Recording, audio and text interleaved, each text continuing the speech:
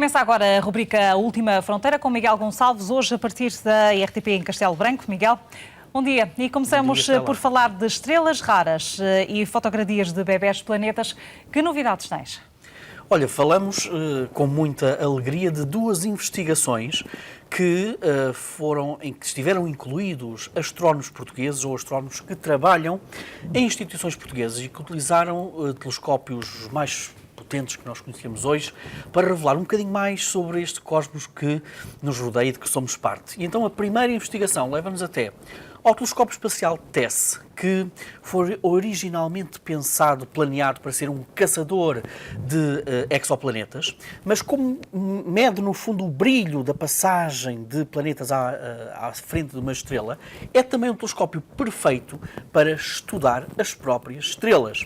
E então foi isso que fez Margarida Cunha, uma das investigadoras do Instituto de Astrofísica e Ciências do Espaço, que junta institutos do Porto e de Lisboa, e que analisou cerca de 32 mil estrelas de cadência curta que foram observados nos primeiros 2 meses de atividade deste telescópio espacial. O que é que a Margarida andava à procura? Olha, de estrelas que são inacreditavelmente raras, aquilo que os astrónomos designam por estrelas peculiares magnéticas, e que têm como característica principal serem estrelas magneticamente muito ativas, que oscilam e que ainda por cima têm outra característica que é notável, que é têm manchas à sua superfície, manchas essas feitas pela dispersão de elementos químicos que são particularmente raros aqui na nossa Terra. Estamos a falar, por exemplo, de silício, de crómio, de europeu,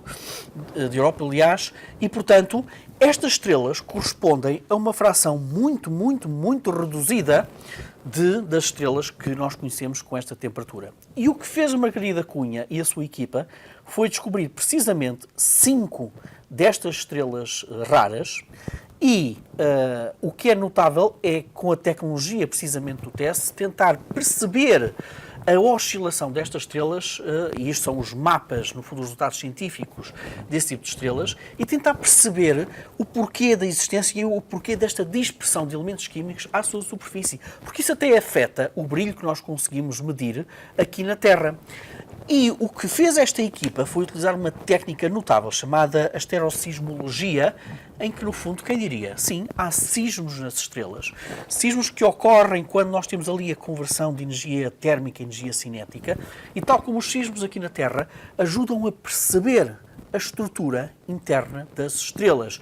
Obviamente que é preciso tecnologia com uma enorme precisão para sabermos isto. O vídeo que nós estamos a ver é precisamente como é que é feita a dispersão destes elementos químicos à superfície das estrelas. Nós não temos isto, ou pelo menos tão evidente, nas outras estrelas que nós conhecemos, e por isso esta investigação e esta descoberta de 5 estrelas deste tipo é notável. 2 delas são particularmente interessantes. E porquê? Uma delas porque tem uma pulsação muito mais rápida do que aquilo que nós já conhecemos, cerca de 4,7 minutos, e uma outra estrela deste tipo por ser muito mais fria do que aqueles modelos que nós conhecemos. E vamos dar já um salto para a outra investigação, que é a imagem que nós estamos a ver, e que na equipa estava um astrónomo chamado Jarl Brinkmann, que também pertence ao Instituto de Astrofísica. Então o que é que ele descobriu? O que nós estamos a ver é uma representação artística, a imagem anterior era mesmo uma fotografia, de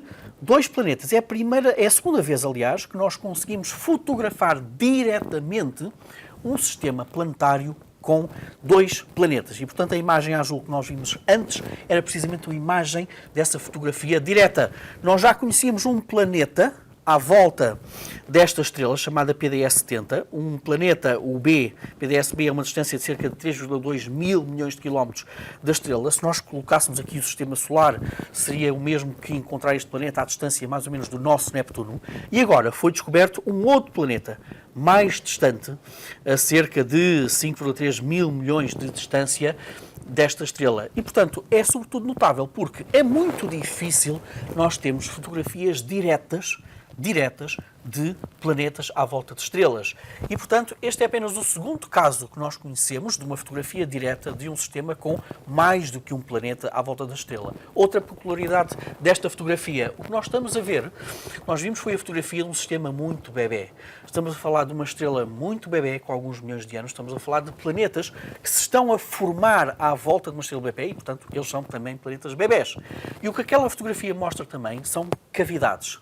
Encontramos lacunas, cavidades à volta desta estrela que denunciam também formação de planetas. E o que é que está dentro dessas cavidades?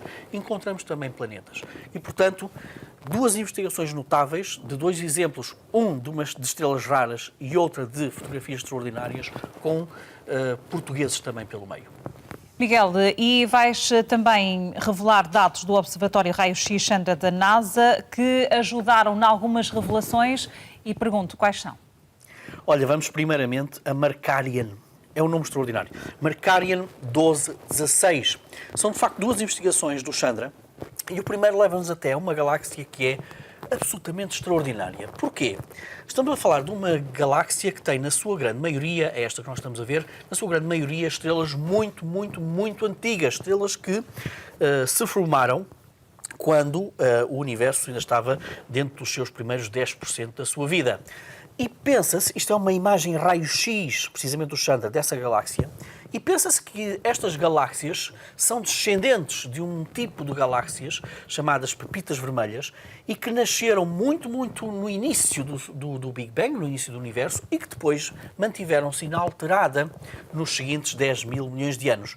O que é notável nesta investigação é que os cientistas conseguiram medir o brilho e a temperatura desta galáxia até várias distâncias a partir do seu centro. Para quê?